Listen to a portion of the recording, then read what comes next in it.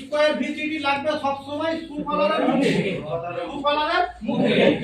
তাহলে যখনই main line থেকে ব্রাঞ্চ বেরোচ্ছে প্রথম স্ক্রু কলার গালা কেটে তারপরে ওর মুখেতে স্কয়ার ভিসিডি লাগবে, তারপরে ব্রাঞ্চ। তাহলে মেন লাইন থেকে যখনই ব্রাঞ্চ বেরোচ্ছে তখন হচ্ছে স্ক্রু কলারের মুখে ভিসিডি। আর রাউন্ড ভিসিডি লাগবে যখনই দেখবে ডপার লাগতেছে বা পেনিয়াম বক্স। তাহলে পেনিয়াম বক্সটা বাদ দিচ্ছি, হয় পেনিয়াম বক্স নাহলে ডপার। তাহলে এটা ডপার, তাহলে এই ডপারে তোমাকে রিং লাগাতে হবে।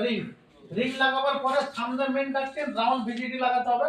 রাউন্ড ভিজিডি লেগে দুটোর মুখেতে যে গ্যাপ পড়বে মানে মাপ নিলে নিয়ে ফ্লেক্সিবল কাটবে 300 করে বড়, 300 করে বড় ফ্লেক্সিবল কেটে এর মুখে আর এর মুখে লেগে দিয়ে উপর দিয়ে জুগলি বেল্ট দিয়ে টাইট করে দেওয়া, দিয়ে অ্যালুমিনিয়াম টেপ মেরে দেওয়া, ফিনিশ হয়ে যাবে।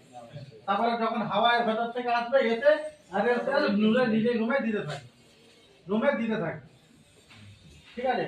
তাহলে স্কয়ার ভিজিডি আর রাউন্ড ভিজিডি কাজ কি বোঝা গেল?